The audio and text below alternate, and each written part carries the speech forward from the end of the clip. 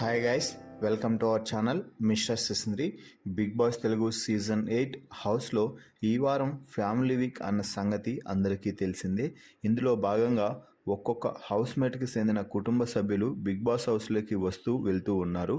ఈ నేపథ్యంలోనే తాజాగా యష్మి ఫాదర్ కూడా బిగ్ బాస్ హౌస్లోకి అయితే రావడం జరిగింది. ఇక చిన్నప్పటి నుంచి చాలా కఠినంగా వ్యవహరించే తండ్రి బిగ్ బాస్ హౌస్లోకి వచ్చి తన ఆట గురించి మంచిగా పొగడడంతో యష్మి ఒక్కసారిగా చాలా ఎగ్జైట్మెంట్కి లోనయ్యి ఎమోషనల్ అయ్యి కన్నీళ్లు కూడా పెట్టుకుంది. ఇక యష్మి ఎమోషనల్ అవ్వడంతో మిగిలిన కంటెస్టెంట్స్ అందరూ యష్మిని ఓదార్చుతూ, మీ నాన్న వచ్చారు కదా, మంచిగా ఎంజాయ్ చేయి, ఎందుకు ఏడుస్తున్నావు అంటూ సర్ది చెప్పే ప్రయత్నం అయితే చేస్తున్నారు. దీంతో ఇది కాసేపు ఇలా పక్కన పెడితే ఆ తర్వాత యష్మి ఫాదర్ యష్మికి సరైన ఇన్పుట్స్ ఇచ్చి వెళ్ళాడు అని చెప్పవచ్చు. ఇప్పటి వరకు హౌస్లోకి వచ్చిన కుటుంబ సభ్యులలో యష్మి ఫాదర్ చాలా చక్కగా క్లియర్ కట్గా ఇన్పుట్స్ అయితే ఇచ్చారు. అందులో భాగంగానే ముఖ్యంగా నిఖిల్తో మాత్రమే నువ్వు ఎక్కువగా క్లోజ్గా ఉంటున్నావు, నిఖిల్తో, అలాగే పృథ్వీతో, అలాగే ప్రేరణతో, ఈ ముగ్గురితో మాత్రమే నువ్వు ఎందుకు క్లోజ్గా ఉంటున్నావు? ఈ హౌస్లోకి నువ్వు ఒంటరిగానే వచ్చావు కదా, ఈ హౌస్లో ఉన్న వారందరూ కూడా నీకు సమానమే. ఈ హౌస్లో ఏ ఒక్కరు కప్పు కొట్టినా నీకు కప్పు కొట్టినట్టు కాదు, నువ్వు మాత్రమే కప్పు కొడితేనే నువ్వు గెలిచినట్టు అవుతుంది. కాబట్టి ఖచ్చితంగా నీ ఆట అందరితో ఆడు.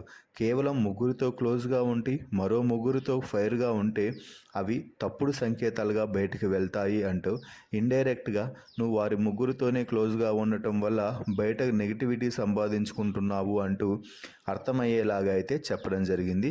యష్మి దాన్ని కూడా కరెక్ట్గా క్యాచ్ చేసి, అలాగే నాన్న, మీరు చెప్పిన విషయాన్ని ఖచ్చితంగా పరిగణలోకి తీసుకుంటాను, నిఖిల్, పృథ్వీ, ప్రేరణలతోనే కాదు మిగిలిన వారితో కూడా క్లోజ్గా ఉండేలా నేను ఖచ్చితంగా మెలుగుతాను అంటూ యష్మి అయితే వాళ్ళ నాన్నకి ప్రామిస్ అయితే చేసింది. ఈ విషయాలన్నింటినీ కూడా యష్మి వాళ్ళ నాన్న బిగ్ బాస్ హౌస్లో నుంచి బయటకు వచ్చేసిన తర్వాత అర్ధరాత్రి సమయంలో మిగిలిన హౌస్మేట్స్తో మాట్లాడుతూ చెప్పడం అయితే జరిగింది. ఆ విషయాల గురించి చెప్తూ ముఖ్యంగా రోహిణి, తేజ, అవినాష్ వద్ద కూర్చొని మాట్లాడుతూ, ఇలా నాన్న ఎందుకు చెప్పారో నాకు అర్థం కాలేదు అంటే, ఏం లేదులే యష్మి, మేము వైల్డ్ కార్డ్స్గా వచ్చినప్పుడు కూడా చెప్పాం కదా, కేవలం మీరు మీ వారితో మాత్రమే అన్నట్టుగా కూర్చొని మాట్లాడుతూ ఉన్నారు, మిగిలిన వారితో కూడా ఇంటరాక్ట్ అవ్వాలి అని.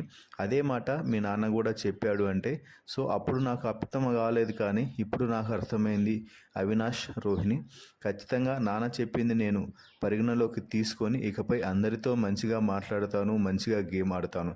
ఇకపై నా ఆట మాత్రమే కేవలం నాకు ముఖ్యం, మిగిలిన వారు ఇక ఎవరనేది వారి ఇష్టం.